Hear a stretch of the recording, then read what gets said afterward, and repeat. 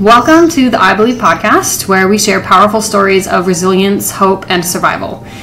Today we have the privilege of talking to Tara Ruckman, a courageous, Tara, how many years have you been dealing with ocular melanoma? Actually, I am just a little bit over a year, so I'm fairly newbie to ocular melanoma, but it all happened fairly quickly. So I've been dealing with cancer for a very long time, but actual ocular melanoma just a little over a year. Okay. Well, Tara's story is one of strength and just courageous, resilience, and I'm so glad to have her with us. And like she said, she's been dealing with multiple types of cancer, not just ocular melanoma, for the last few years. And so, Tara, thank you so much for joining us and for being willing to share your story. Thank you for having me. I'm so excited to be able to share, and hopefully somebody can take away something and learn from me today, just because everybody's here for a reason, right? When we get on to listen. So hopefully sharing our stories and continuing to do that, we help to guide somebody else's journey from somebody that's going to follow in our footsteps somewhere along the line. Okay, well, let's just kind of kick right off with your initial diagnosis. So let's just talk about OM really quick. Was OM your first cancer?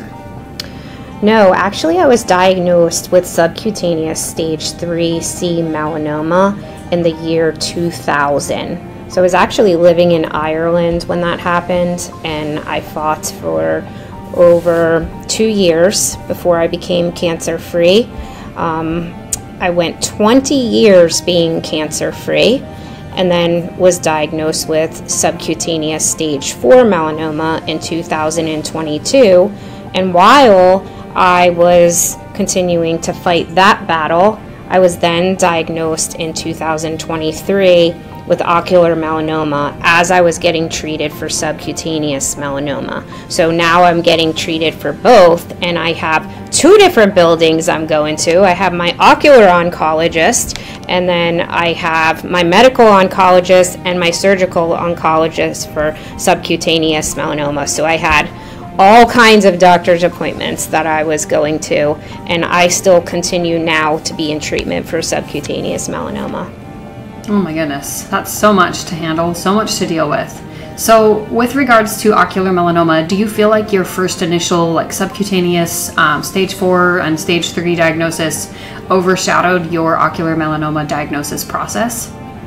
I do believe it overshadowed it a tiny bit, because we think about the rare piece of ocular melanoma.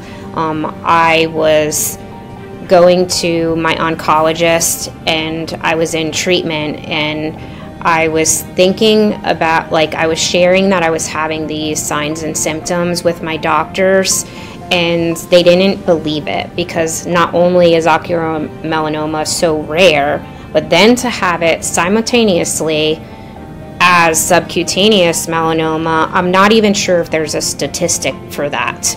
And perhaps there's not, right? So 6 out of a million get diagnosed with ocular melanoma, but now add that other piece, probably even less people. So that's, having those 2 things at the same time, I think was way overlooked. Now, when I did get that diagnosis, though, I think in the long run it helped some of my decisions, some of my treatment decisions, because of my past experiences with. So I think there's, part of it, yes, it overshadowed it, but then part of it ended up being supporting some of my decisions for my treatment. Well, I would love to get into that, but let's just talk about your first initial discovery of ocular melanoma. So what exactly were the initial signs that you were experiencing? So I was starting to have floaters, and when I started to have floaters, they were infrequent, maybe every couple days. I would wake up in the morning and open up my eyes, and I would see the floaters, and then they would be gone. And I really, at first, didn't think anything huge, but I'd never experienced something like that, because I've always had great vision, never had any issues. So I never had a thought in my mind at first that it could be something that big. But I did bring it to my doctors, and when I brought it to my doctors, they too kind of dismissed it. But then I started to have an increase in those floaters. So when it wasn't every couple days anymore, I started tracking them. So I'm a big data person because I'm a behavior analysis. So I started like graphing the frequency and the duration of the floaters. So now instead of happening every couple days, it started happening daily, and then it wasn't just happening in the morning when I woke up. It would happen throughout the day. It would happen on my walks. So it would happen for a longer period of time where they wouldn't just come and go. So as they progressively started to get worse, I continued to bring those things up. So I started bringing it up in November to my doctors. In January, I finally, because of the tracking that I was doing, got very serious and concerned, and then went to my optometrist about it, even though my oncologists were kind of dismissing it as nothing that was a big deal. And lots of people get floaters as they get older. It's probably just that aging factor. So when that happened and I went straight to the optometrist, she did my exam and dilated me right away, and you could tell by the look on her face and the way if you ever read people's body language, the way her hands fell to her lap, and she rolled back in her chair and she looked at me and asked me where I would like my referral. Would I like to go to Ohio State University, or would I like to stay somewhere local? So Ohio State was where I was receiving my other treatment, and she said to me, on my lunch today, I'll go ahead and get that referral done. So I know, she's already kind of stating that urgency without stating the urgency, that on her lunch today, she was going to make that referral. Yeah, so I got into the doctor very quickly after that. That's so good that at least when you did discover there was something actually happening with your eye, it wasn't just, side effects from stage 4 treatment from subcutaneous melanoma. That is so good that they were able to act quickly, and that you already had a care team, at least a location where a care team could be established. Yeah, it just took a little bit to get there, right? So yeah, for sure. Several months that nobody really trusted. Of these graphs. Yeah, I will share that. I will share them with you. All right. Well, let's just walk through your initial ocular melanoma treatment process. What type of treatment did you decide to undergo, and what influenced that decision? I did have an enucleation in 2023. It was in March. My tumor was a medium size, but that was not our original decision.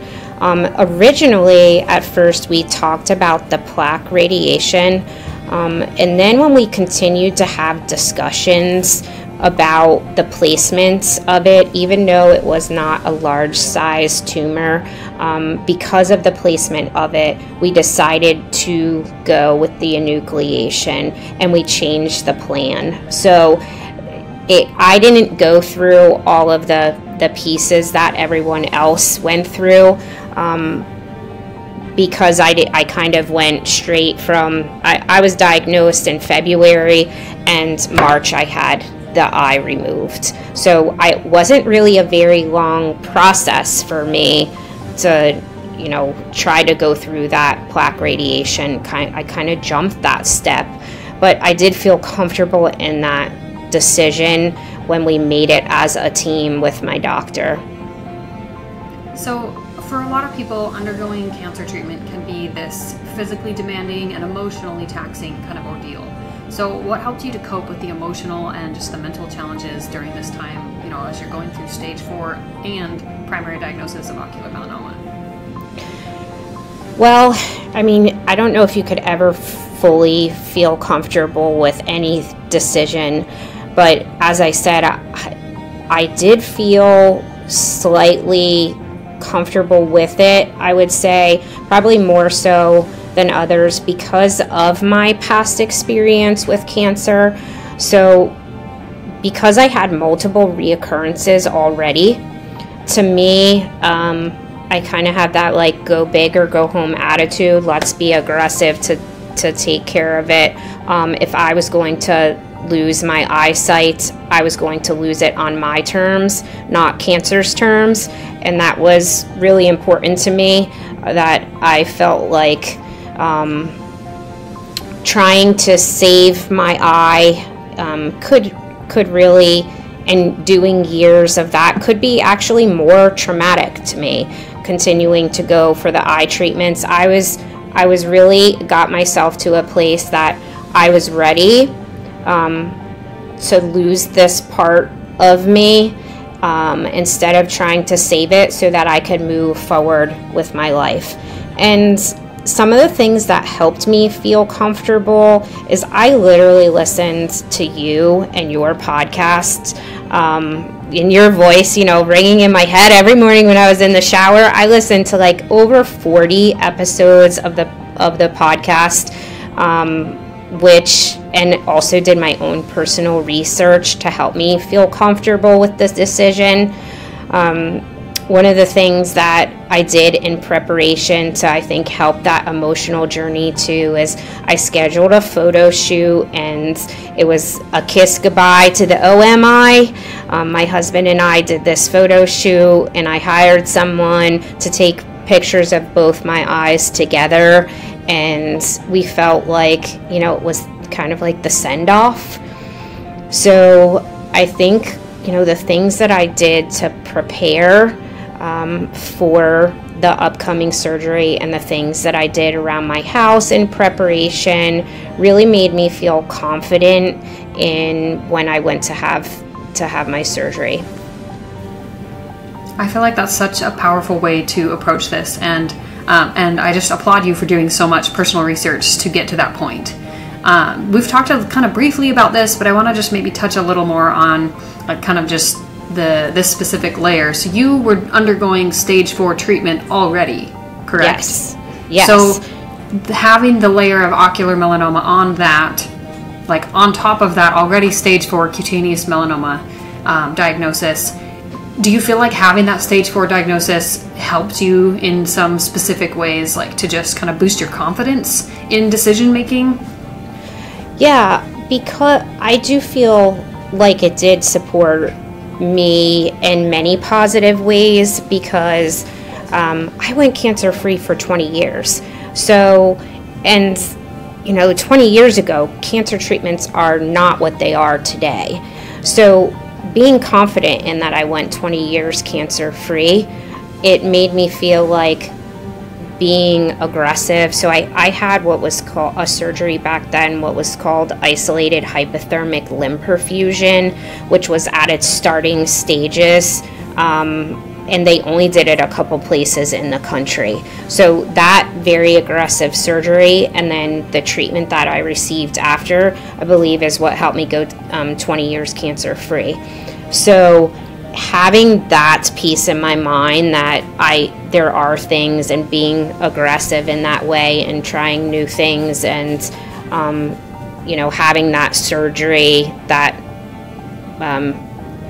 was fairly new, I think those things in my mind is like, I can do this. Like, this is possible. You don't need to think about the statistics all the time. There's always, everybody's body's different, of course, but I'm an individual, and this is what was right for me, and at this time in my life for where I was in the treatment.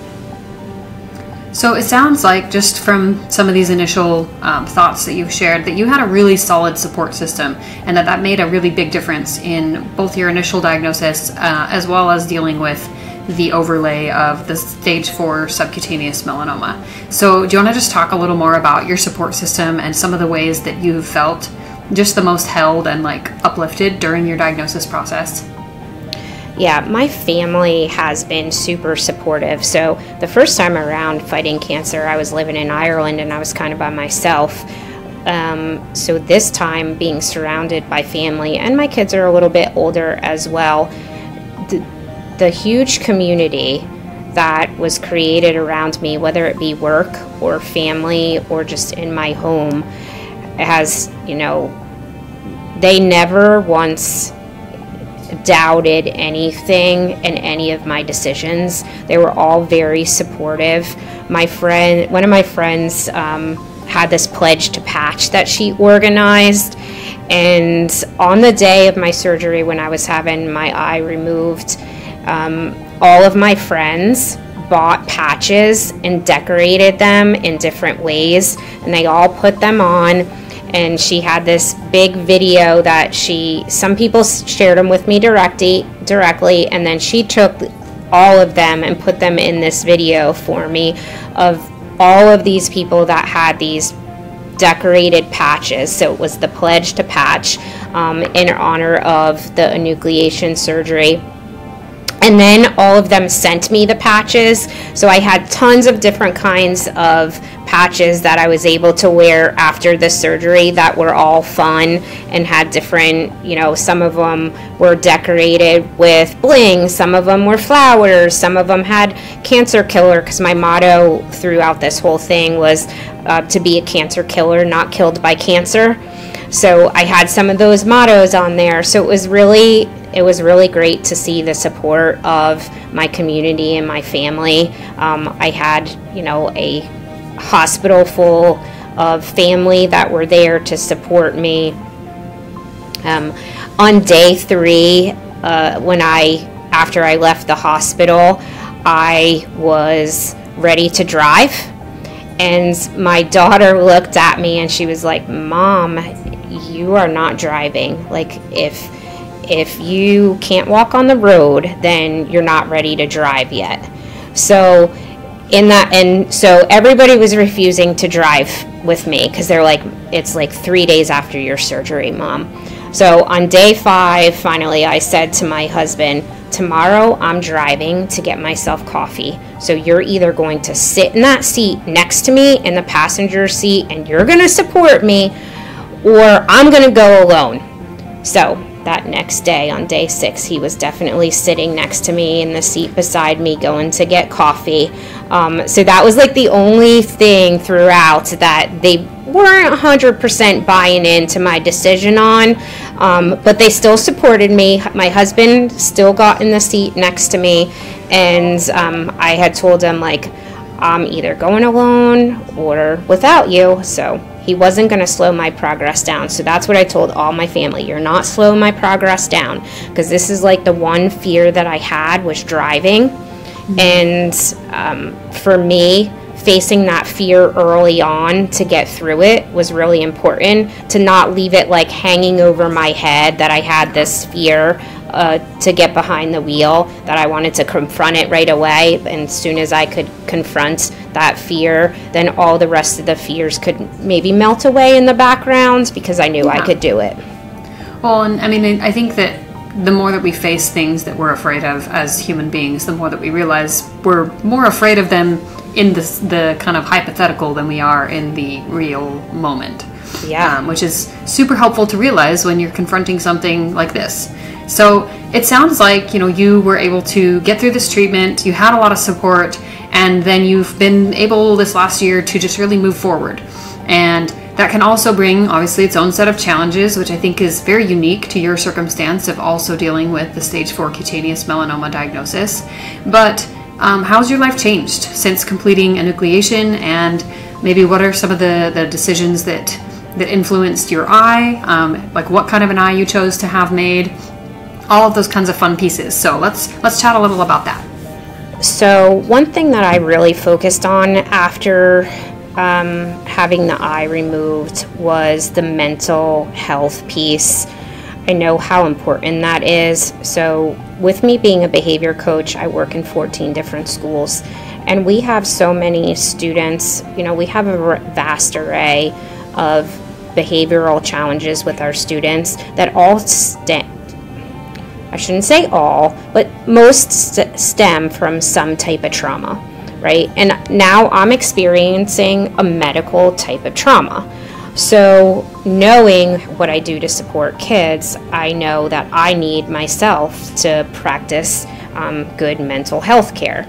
So I went through the practice of meditation, practicing deep breathing, making sure that I'm walking, and sometimes walking in nature, sometimes taking my dog for a walk, really focusing on joy too. Making sure that I am intentional about bringing about joy. So I have a Jeep that I only drive in the summer, so making sure that I get that Jeep out and I go for a ride if I'm feeling down and feel the wind in my hair, and do something that brings me joy. And all of the practice that I do played a part in being able to deal with some of the changes and the challenges that maybe I was confronted with. I used to be wonderful at yoga, and then I realized my center is not my center anymore, and my balance and my coordination is a little bit off, and it's a little bit of a challenge for me, and I need to find my new balance. So working on continuing to face that so I could get back into yoga, right, and face that balance and finding my new center.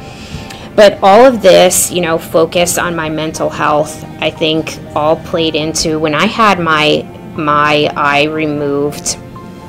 My daughter put on the Eye of the Tiger song, which I know probably for anybody, right? We could all relate to that song in some way, shape, or form. Eye of the Tiger, somebody has played that for us somewhere along the line. Would you agree? Absolutely. So my daughter played this Eye of the Tiger song, walking behind me, going down the surgical hall to have my eye removed. And I was able to hand out thank you cards to everybody on my surgical team.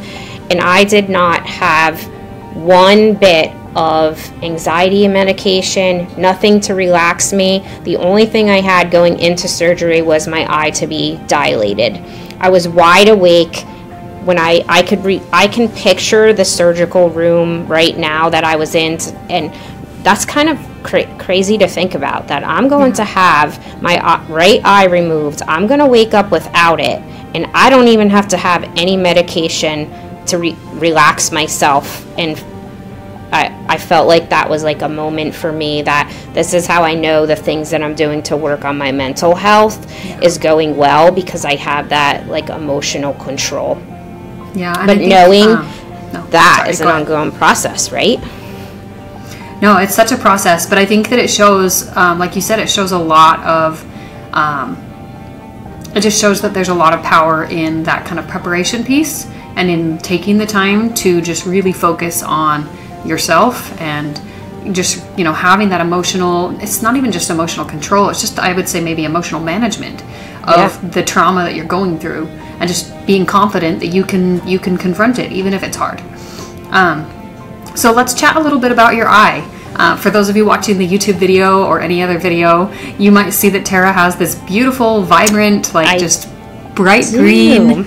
It's almost like neon feeling, matches her headphones. It's really cute. But I have followed her Instagram, and she has so many different fun eyes, which is absolutely something that many in the monocular community choose to pursue. So Tara, let's talk a little about, why did you choose to have a fun eye? What kind of influenced that decision? So lots of people call them fun eyes, but actually for me it's more of an empowerment eye and being who you are. It's not really about fun. I mean, it is fun, right? But it's my eye-accessory instead of accessory. But the reason why I have chosen this is, one of the things that I pride myself in throughout this whole journey is being who I am. And for me, and this is just a personal decision. Everybody feels differently about the type of eye, but my feeling was that I'm not a two-eyed person anymore. I'm not a binocular person anymore. I am now monocular. So I did not want to pretend, and it's not pretending, but in my head, this is what I was telling myself, is that why have two eyes that look alike when it's not the real thing? So I'm going to be who I am and be a monocular person and share with people around me, some being my students, some being my family, that I'm just going to own it. I'm just going to own who I am, kind of empower yourself to be who you are.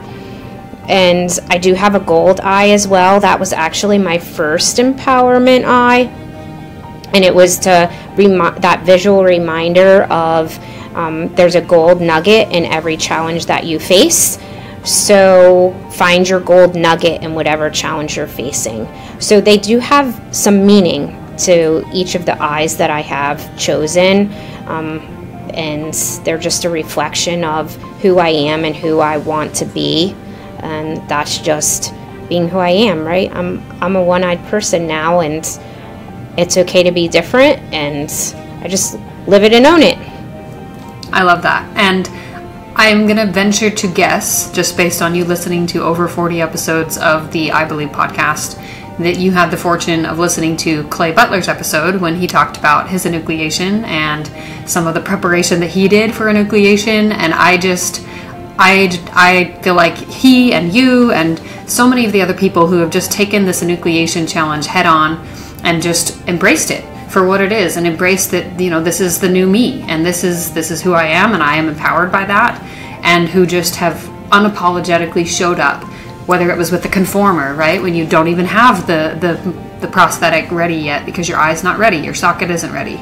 I have found, at least, you know, for me and for the other people that I've seen going through enucleation more recently, that those examples that you and that Clay and like others have set have really made a huge difference in our community and just allowing people to own their story and own who they are. So thank you for being one of those people, Tara. So Clay, the first time I ever met Clay was I got onto a Tuesday night Zoom. And I had found that group through Instagram, and I got on this OMI call, and I didn't know what I was going to expect. And here was Clay. And I just had my surgery scheduled at this point.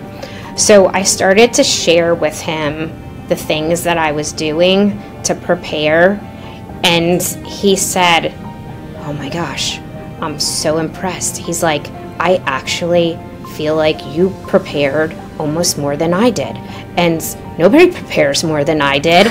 And I was like, I was so excited that he said that to me. I felt like he's like this celebrity OMI, and he was giving me this compliment. So I know I'm on the right track now. Yeah, I know I'm feeling like confident because Clay Butler just complimented me on my preparation for my enucleation. So some of the things that I did was, you know, I walked around my house and I put glow strips on all of the doors, so that way at nighttime, if the lights were dark, you know, out, and I got up to go to the restroom or something like that, or I was walking from the living room to the bedroom, that I had these glow strips that were in my doorways to help me spot the doorways so I wouldn't, you know, get bruised on my right side as much, right, to walk into things. I put extra lighting in my hallways, on my walkways outside. I had my husband line our walkways with lighting. I changed light bulbs and colors. I put some motion lights into our hallways, so if I walked down the hallway, those lights would light up because they were motion lights. We have a pantry, and there's like some dark areas, like because it's a pretty big pantry. So when you reach back to the back to grab something, so I put some lights in the back of the pantry to have more lighted areas.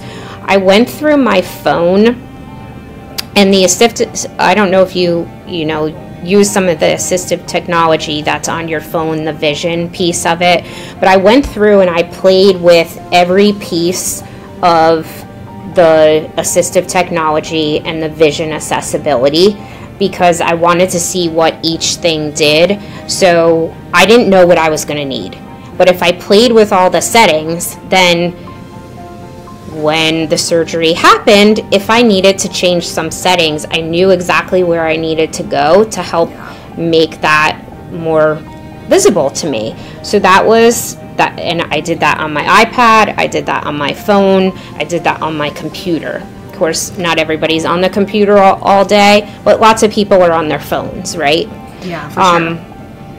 I also did lots of research on my ocularist, and I think this is really an important piece, because a lot of us will use the ocularist that is recommended to us by our doctor, but not everybody does.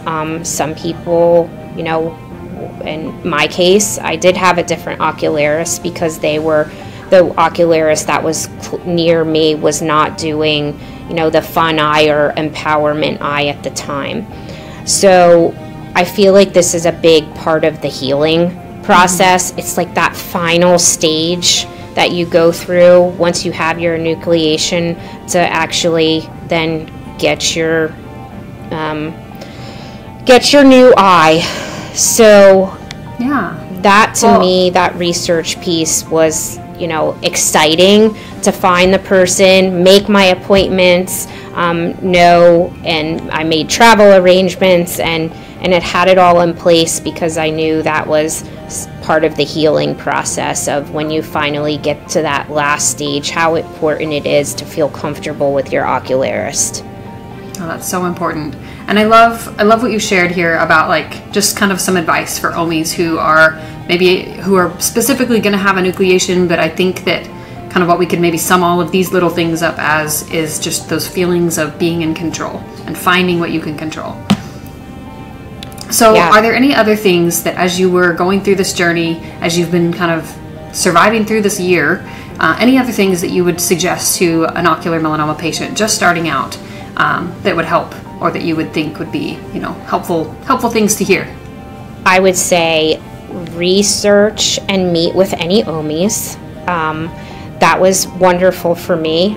I'm now actually working with Ohio State University to mentor anyone that is going through the enucleation process, but just those Tuesday night meetings, the virtual ones, finding that group of where you fit, and being able to have those conversations was extremely beneficial for me, to be able to talk to people that understood where I was coming from.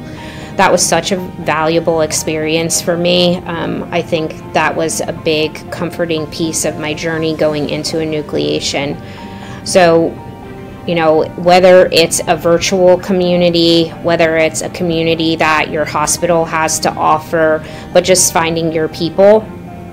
But on the flip side of that as well is making sure that you find the right one, because there are social media groups that are out there, and sometimes you need to shut those notifications off. So recognizing when you want to be involved and when you need to take a step back, because sometimes, when somebody makes a post about some of their difficulties, and that could create another level of stress when you're reading about somebody else's difficulties.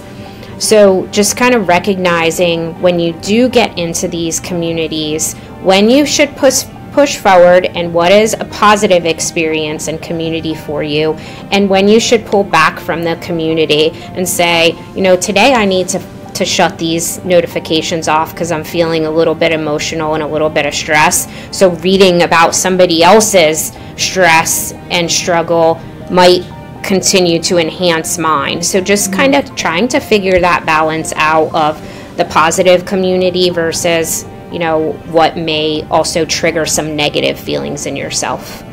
Oh, that's such an important piece of your mental health as you're dealing with, I think, any kind of a diagnosis, but I think especially a cancer diagnosis. And building that awareness, like you said, it takes time and it takes practice. So just, I think that you're probably one of the best examples of someone who is patient in that process, like with yourself. And I think your role as a behavior coach and your profession probably has played a lot into your ability to have that self-awareness. Okay, well, as we kind of conclude, and I feel like we've talked about so much, and I would love for us to talk a little more about this mentorship program, but before we kind of make a note about that, do you have, aside from The Eye of the Tiger, do you have any, like a favorite book or maybe a favorite song that you would share that somebody could maybe add to a playlist that would be like their empowerment playlist. Just something that we could pass on to someone else. Rise Up, one of my favorite songs by Andrea Day. I love this song. So recently I did a fundraising event. It was a lip sync battle. So this was the song that I chose, and I got on stage to sing it to my friends and family in the community. So if you ever have a chance to listen to that song, or you may know that song already, it's very powerful words to talk about, rising up through the challenges. Sometimes it definitely, when I put it on, it makes me cry, but it gives me like this feeling of strength when I listen to it. And I would recommend that for anybody that's facing a challenge, if you can just know that there's always ways to rise up. Oh, I love that. That's so powerful. Well, for everyone who's been listening, Tara is a mentor at Ohio State University, and so the next time we're actually going to have Tara come back as a guest, and she's going to present a little bit more about her peer mentoring presentation that she shares with other people who are preparing for enucleation. So we're going to really dive deep into what would it be to prepare to have your enucleation, and I guess we'll just kind of let you be the teacher of this, Tara. So thank you for being with us today. If you have anything else you'd like to say in closing, then I would love to just pass this off to you. Well, thank you for having me. Like I said in the start, I hope you were able to learn something today, or even if you didn't learn something, just having the comfort and feeling of being able to listen to a podcast episode and sharing experiences with other OMIs. And I'm excited to come back and being able to continue to share. Well, we are so excited to have you, and I do want to just make one final note. You mentioned the Tuesday night Zooms. Those are actually something that we do here at A Cure in Sight. So if you do want to join those and meet Tara or other OMIs like her, please head to our Facebook or our Instagram pages. Every Tuesday you'll see a post in the morning that goes up and it has the link. So feel free to grab that link and hop on and meet other OMIs like Tara who can help to inspire you, uplift you, and just empower you through this journey. Thank you for being here, and we will see you guys next time.